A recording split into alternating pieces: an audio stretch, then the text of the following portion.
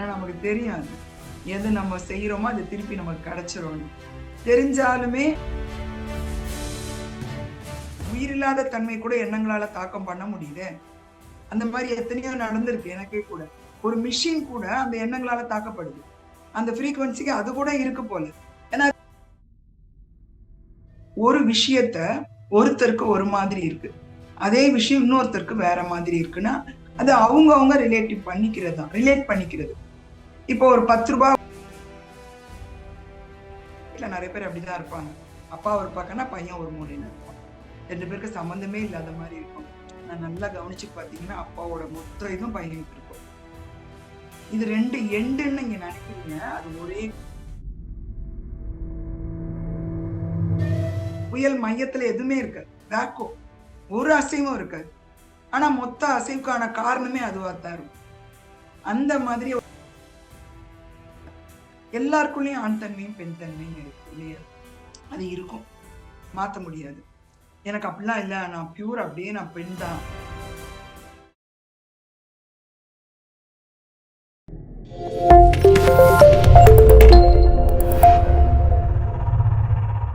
பிரபஞ்சத்தோட விதிகளை தெரிந்து கொள்ள வாய்ப்பளித்த தியானத்துக்கு முகம் நன்றி.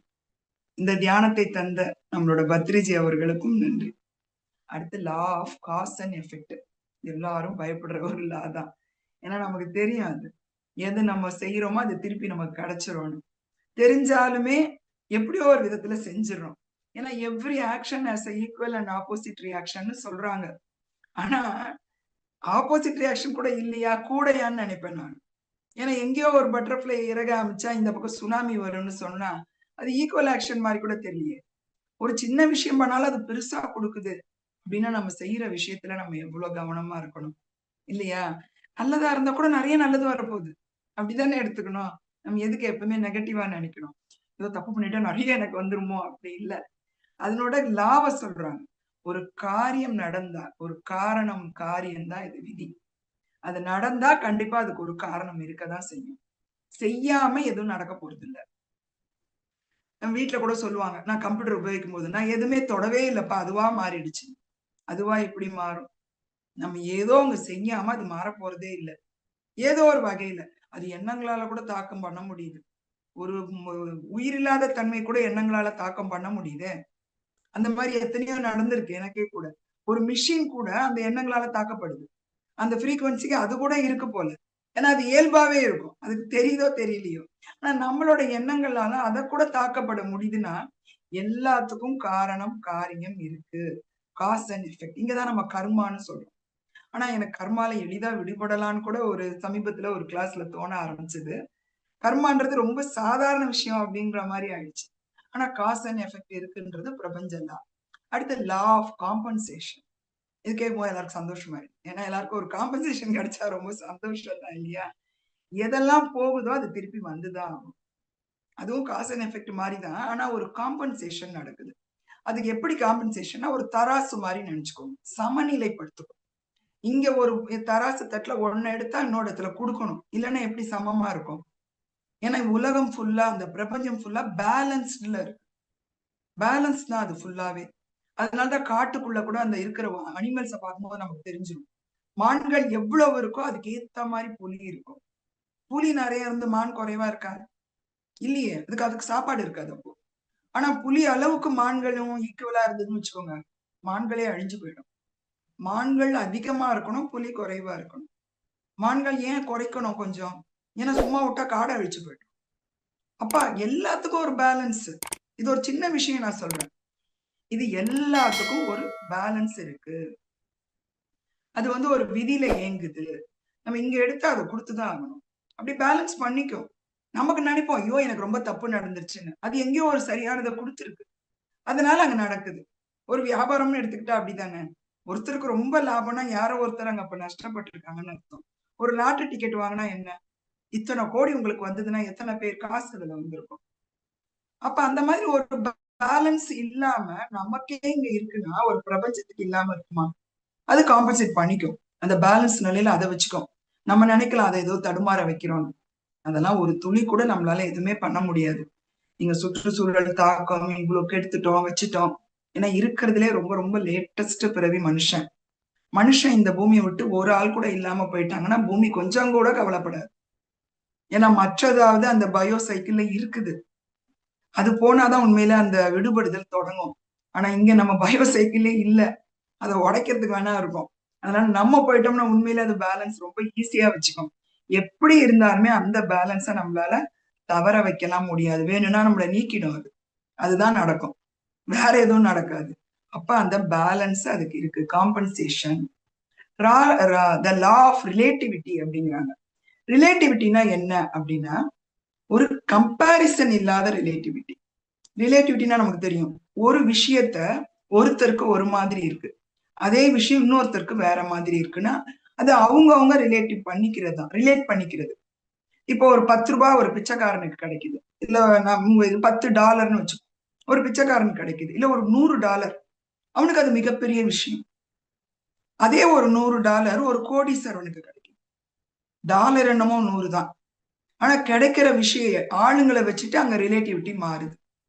ஏன்னா அது ஒரு கம்பேரிட்டிவ் மோட்ல இருக்கு. நம்ம ஒரு நிகழ்ச்சி இன்னொருத்தர் பாக்குற நோக்கத்துலதான் இருக்கு. நிகழ்வு தான். நம்ம பாக்குற கோணத்தை வச்சு அதை முடிவு பண்ண முடியாது.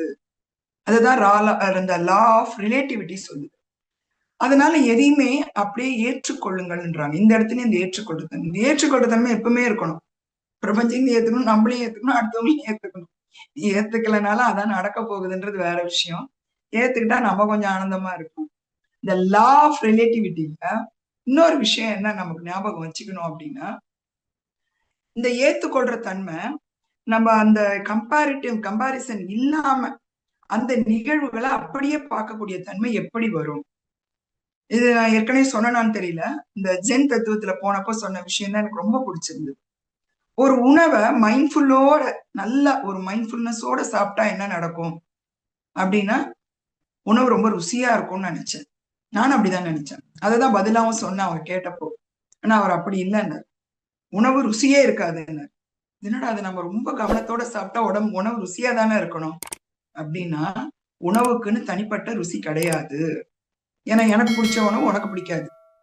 சைனால சாப்பிடுறவங்க, அமெரிக்கால சாப்பிடுறவங்க, வேற ஊர்ல சாப்பிடுறவங்க, நம்ம ஊர்ல சாப்பிடுறவங்க, ஒவ்வொருத்தரும் ஒரு டேஸ்ட் வச்சிருக்கோம். உணவுக்கு அப்ப டேஸ்ட் இருக்கா? சாப்பிடுறவங்க முடிவு பண்றீங்களா அது டேஸ்ட் இருக்கா இல்லையான்னு? எல்லா உணவும் எல்லாருக்கும் பிடிக்கலையே. அப்ப அந்த உணவுல டேஸ்ட் இல்ல. அந்த டேஸ்ட கொடுக்கறதே அப்ப நீங்க தான். இதுதான் ரிலேட்டிவிட்டி தத்துவத்துக்கு ரொம்ப எளிதா புரிஞ்சுது. அதே போலதான் எமோஷன். எமோஷன்லெஸ். எல்லா இன்சிடென்ட்டும் எமோஷன்லெஸ். அது டிராஜடியா இருக்கட்டும், அது காமெடியா இருக்கட்டும், இல்ல மிகப்பெரிய ஒரு நல்ல விஷயத்த கொடுக்கறதா இருக்கட்டும், நம்ம நினைச்சுக்கலாம் நம்ம தான் அதுக்கு கொடுக்குறோம் எமோஷன். எவ்ரி இன்சிடென்ட்டுக்கு emotionless. we are giving that emotion to that incident. இதுதான் உண்மை. அதுதான் அந்த லா ஆஃப் ரிலேட்டிவிட்டி அடிக்கடி சொல்லுதுன்னு தோணும். அந்த ரிலேட்டிவிட்டி தத்துவம் என்னன்னா, நீங்க கொடுக்குறீங்க, நிகழ்வு தான். அதை கொடுக்குற அந்த ரிலேட்டிவிட்டி தான் நம்ம கொடுத்துட்டு இருக்கோம். அது பிரபஞ்சம் அப்படிதான் இருக்கு அப்படின்னு சொல்றாங்க. அடுத்து இந்த லா ஆஃப் பொலாரிட்டி, இது கூட ரொம்ப நல்ல விஷயம். பொலாரிட்டினா நமக்கு தெரியும், நார்த் போல் சவுத் போல். அது ஒரு எண்டுனா இது ஒரு எண்டு. வீட்டுல நிறைய பேர் அப்படிதான் இருப்பாங்க. அப்பா ஒரு பக்கம்னா பையன் ஒரு மூலையில இருப்பான். 2 பேருக்கு சம்பந்தமே இல்லாத மாதிரி இருக்கும். நான் நல்லா கவனிச்சு பாத்தீங்கன்னா அப்பாவோட மொத்த இதுவும் பையனுக்கு இருக்கும். இது 2 எண்டுன்னு நீங்க நினைக்கிறீங்க, அது ஒரே காயினோட 2 பக்கம். இதுதான் லா ஆஃப் பொலாரிட்டி. ஏன்னா ரெண்டுமே ஒரு 2 எக்ஸ்ட்ரீம்ல இருக்கிற சேம் திங் அப்படின்றது. இது எனக்கு ஒரு எளிதா எப்படின்னா, என்னோட இதுல எப்பவுமே பிராக்டிக்கலா தான் யோசிப்பேன். ஒரு கருவேப்பிலை வாங்கினேன், அதை வெயில்ல வச்சோம், வாடி போயிடுச்சு. அதே கருவேப்பிலைய ஃப்ரிட்ஜுக்குள்ள வச்சேன், எதுவுமே கவர் போடாம சும்மா வச்சேன், கண்டிப்பா அப்படியே நொறுங்கி போயிடுச்சு. அதே போல துளு ஆயிடுச்சு. அப்ப அதீத பனியும் அதீத வெயிலும் ஒரே நிகழ்வு தான் கொடுத்தது. இது இன்னொரு விஷயம் கூட நம்ம சொல்லலாம். ஒரு அடிபடுது, நெருப்பு காயம் வருது. இது நீங்க போய் மருத்துவர்கிட்ட கேட்டா கூட சொல்லுவாங்க. ஒரு நெருப்பு காயம் வந்ததுன்னா நமக்கு தோல் எப்படி ஆயிடும்னு தெரியும். இதே ஒரு பனி நிறைய கொட்டுற இடத்துல, அங்க அந்த இது ஃப்ராஸ்ட் பைட்னு சொல்லுவாங்க, அதுல எடுத்தாலும் ஆல்மோஸ்ட் அதே நெருப்பு காயத்தோட தன்மையோட ஒரு உடல்ல காயம் இருக்கு. அப்ப நம்ம அது ரெண்டுமே வேற அப்படின்னு நினைக்கிறோம். ஆனா 2 extremes of the same thing. அப்படிங்கிறது அந்த லா சொல்லுது. நீ வேற வேற மொனன்னு நினைக்கிற, அது திருப்பி நான் சொல்ற மாதிரி ஒரு காயினுக்கு அது 2 பக்கம்தான். ஒரு காயினுக்கு ஒரு பக்கம் உள்ள காயினை பார்த்திருக்கீங்களா? பார்க்கவே முடியாது. இந்த லா ஆஃப் பொலாரிட்டி இருக்குது. அதனாலதான் நமக்கு பிரபஞ்சத்துல இது ஏதோ நல்லது, இது ஏதோ கெட்டது. ஆனா ஒரு விஷயம் யோசித்து பாருங்க. ஒரு காம்பஸ வச்சு இந்த பக்கம் ஒண்ணு குறிக்கலாம், இந்த பக்கம் ஒண்ணு குறிக்கலாம். அது ஒரு எண்டு, இது ஒரு எண்டுன்னு குறிக்கலாம். ஆனா ஒரு மையம் இருக்கு பாருங்க. நடுவுல ஒரு மையம். அது இல்லாம அந்த 2 எண்டும் இல்ல. இந்த மையத்துலதான் பிரபஞ்சமே. அதற்கு இது எதுவுமே அஃபெக்ட் ஆகாது. ஆனா அந்த லாஸ் எல்லாம் இருக்குது சுத்தி. புயல் மாதிரின்னு எடுத்துக்கலாம். புயல் மையத்துல எதுவுமே இருக்காது. வேக்கோ. ஒரு அசைவும் இருக்காது. ஆனா மொத்த அசைவுக்கான காரணமே அதுவாத்தான் இருக்கும். அந்த மாதிரி எனக்கு இது காம்பஸ் பசங்களுக்கு சொல்லிக் கொடுக்கறதுனால தோணுச்சு. இந்த ஒரு எண்டு, இந்த ஒரு எண்டுன்னு குறிக்கும் போது கூட மையம் அதுவேதான் இருக்கு. அப்ப அது அங்கதான் இயங்குது. நம்ம பொலாரிட்டி அந்த எண்டு, இந்த எண்டு நினைக்கிறோம். அது சேம் திங் தான். லவ் அண்ட் ஹேட் ரிலேஷன்ஷிப் மாதிரி தோணுது இல்லையா? அடுத்து இந்த லா ஆஃப் ரிதம். ரிதம்னா என்ன? ரிதம்னா ஒரு நம்ம அந்த லயம்னு எடுத்துக்கலாம். அந்த லயத்துல இருக்கிறோமா? ஒரு அலைவரிசைன்னு எடுத்துக்கலாம். ஒரு அலைவரிசைனா என்ன? நம்ம இந்த மியூசிக் நோட்ஸ் எல்லாம் பார்த்தோம்னா அப்படி மேல போகும், ஒண்ணு கீழே வரும். அந்த ரிதத்துலதான் இருக்கும் பிரபஞ்சமும். எதெல்லாம் மேல போகுதோ அது கீழே வந்துதான் ஆகும். சொல்லுவாங்க 20 வருஷம் வாழ்ந்தவனும் இல்ல, 20 வருஷம் கெட்டு போனவனும் இல்லை அப்படிம்பாங்க. ஏதோ ஒரு ஜெனரேஷன்ல அவங்க நல்லா இருப்பாங்க, அடுத்த ஜெனரேஷன் கீழே போகுது. இது வெறும் செல்வத்தை வச்சு நான் சொல்றேன். செல்வம்னு எடுத்துக்காம எல்லா விஷயமே நமக்கு ஒரு ஹை எண்டு போகுது, திருப்பி லோ எண்டு வருதா இல்லையா? சந்தோஷமா இருப்போம், திடீர்னு சோகமாயிடும். அது அதனோட ரிதத்துல அது இருக்கு. அதுக்கு அந்த ட்ரஃப்ன்றது வந்து வந்து போகுது. அதனோட இயல்பே அதுதான். அது எதையும் ஜட்ஜ் பண்ணி பண்ணல, முடிவு பண்ணல. அது ஒரு அனுபவமாவே நினைச்சுக்கலாம். இப்படி வர்றதும் போகிறதும் அதுக்கு ஒரு அனுபவம். அந்த அசைவு இருக்கிறதுனால அது ஏக்கமே இருக்கு. அது ஒரு ரிதம். ரிதம்னா நமக்கு இனிமையா இருக்கு. நம்ம அபசுரம்னா நாராசமா இருக்கு. ரிதத்துல இருந்தா இனிமையா இருக்கு. அது இனிமையா தான் இருக்கு பிரபஞ்சம். அதுக்கு மேல போறதும் கீழே போறதும் தாலாட்டு மாதிரி இருக்கு. அதனால அது ரிதத்துலதான் இயங்கும். அது நிப்பாட்ட முடியாது. எனக்கு அந்த எண்டே போதும், இந்த எண்டே போதும் நீ சொல்ல முடியாது. அது எந்த எண்டுனாலும் அதுக்கு சேம் திங் தான் முதலே சொல்லிட்டோம். ஏன்னா ஒவ்வொரு லாவும் ஒன்னொன்னுக்குள்ள கனெக்டிவிட்டியா தான் இருக்கு இல்லையா? கடைசி லா, த லா ஆஃப் ஜெண்டர் அப்படிங்கிறாங்க. ஜெண்டர்னா என்ன? நமக்கு தெரியும். மாஸ்குலின் ஜெண்டர், ஃபெமினின் ஜெண்டர், அது ஒரு டிரான்ஸ்ஜெண்டர்லாம் இருக்காங்க. இந்த ஜெண்டர்னா நமக்கு அது ஒரு தத்துவமா எடுத்துக்கணும். அதாவது இவங்க ஆண் பெண் அந்த மாதிரி இல்ல. இந்த அர்த்தநாரீஸ்வர தத்துவத்தை இதுல சொல்ற மாதிரி இருக்கு. இந்த லா ஆஃப் ஜெண்டர்ல எல்லாருக்குள்ளயும் ஆண் தன்மையும் பெண் தன்மையும் இருக்கு இல்லையா? அது இருக்கும், மாத்த முடியாது. எனக்கு அப்படிலாம் இல்ல, நான் பியூர் அப்படியே நான் பெண் தான் அப்படின்னு சொல்ல முடியும்னா, எங்கெல்லாம் லாஜிக்கும் மேஜிக்கும் இருக்குதோ அது கண்டிப்பா ஆண் தன்மையும் பெண் தன்மையும் தான். ஏன்னா ரொம்ப லாஜிக்கா திங்க் பண்ணுவாங்க ஆண்கள்லாம். பெண்களுக்கு எல்லாமே ஒரு கற்பனை, கிரியேட்டிவிட்டியா இருக்கும்னுவாங்க. இது பெண்கள்னா பெண்ணை நான் சொல்லல, அந்த பெண் தன்மை அது ஆண்களுக்கும் இருக்கலாம். இந்த லாஜிக்கா ரொம்ப திங்க் பண்றது பெண்களுக்கும் இருக்கலாம். நான் அந்த பெண் ஆண் இதை சொல்லல, அந்த இயல்பை சொல்றேன். மாஸ்குலின் ஜெண்டர் எப்படி இருக்கும், ஃபெமினின் ஜெண்டர் எப்படி இருக்கும்? நம்ம எல்லாமே ரெண்டா தான் பார்த்து பழக்கம். அது ரெண்டுமே ஒன்னாதான் இருக்கு, உள்ளதான் இருக்கு. அந்த law of gender, masculine feminine நினைக்கிற ரெண்டும் லாஜிக் அண்ட் மேஜிக்கும் நமக்கு உள்ளதான் இருக்கு. நம்ம இந்த லோப்ஸ் ஆஃப் இந்த பிரெயினோட லோப்ஸ்ல சொல்லுவாங்க, இந்த சைடு உள்ளது இதை கண்ட்ரோல் பண்ணுது, இந்த சைடு ரைட் சைடு லெஃப்ட் சைடை கண்ட்ரோல் பண்ணுது அப்படின்னா சொல்லுவாங்க சயின்ஸ்ல. அதுல பாத்தீங்கன்னா கூட அந்த கிரியேட்டிவிட்டின்றது அந்த ரைட் சைடுல இருக்கு, இந்த மாதிரி இருக்கிறதுலாம் லெஃப்ட் சைடுல இருக்கு, அது லெஃப்டா ரைட் அந்த மாதிரி சொல்லுவாங்க. மேத்தமெட்டிக்ஸ் ரொம்ப நல்லா பண்ணானா அவனுக்கு இந்த சைடு ரொம்ப நல்லா ஆக்டிவேட் ஆயிடுச்சு. ஒரு நிறைய படம் வரைகிறான், ஆர்ட்ல ரொம்ப இன்ட்ரெஸ்டிங்கா இருக்கான், படிப்பை விட அவனுக்கு அதுல இன்ட்ரெஸ்ட் இருக்குன்னா அவனுக்கு அந்த சைடு ஆக்டிவேட் ஆகுதுன்றாங்க. இது லா ஆஃப் ஜெண்டர்ன்றது அது எல்லாமே ஒண்ணு நிக்கிறதா சொல்லுது. முதல்ல சொல்லிட்ட பிரபஞ்சம் ஒரு மொத்த உடல் மாதிரி நினைச்சுக்கோங்க. நம்ம உடலை தாண்டி நம்மளால சிந்திக்கவே முடியல, பிரபஞ்சத்தை தாண்டி நம்மளால சிந்திக்க முடியாது. அது பிரபஞ்சம் மொத்தமும் ஒரு உடல்னா உள்ள இருக்கிறது அத்தனையும் கனெக்டிவிட்டி தான். இப்ப நம்ம சொன்ன அத்தனை லாவும் அதுக்குள்ள அடங்கும். அத்தனை லாவும் உள்ளுக்குள்ள இருக்கிறது தான். நம்மளை வச்சே நம்ம ஈஸியா கண்டுபிடிச்சுக்கலாம். அதனாலதான் நம்ம உடலையே வச்சு கோயில் அமைக்கிறாங்க இல்லையா? கோயிலே உடலோட மறு வடிவமா தான் அமைச்சிருப்பாங்க. அந்த மாதிரி அந்த ஜெண்டர்ன்றது நம்ம எல்லா தன்மையும் நமக்குள்ளேயும் இருக்கு. எனக்கு கடைசியா எப்பவுமே என்ன தோணும் தியானத்துல அப்படின்னா, ஒரு இண்டிபெண்டன்சி எப்ப நமக்கு கொஞ்சம் அங்க இடிக்கும் வெளியில அப்படின்னா, ஒரு ஆண் பெண்ணோட இணையிற இது வந்து வெளியில மட்டும்தான், உள்ள இல்லைன்னு நினைக்கிறோம். இங்க கடைசி கடைசி என்ன அப்படின்னு சொன்னா, அந்த ஜெண்டர் உனக்குள்ளேயே இருக்கு.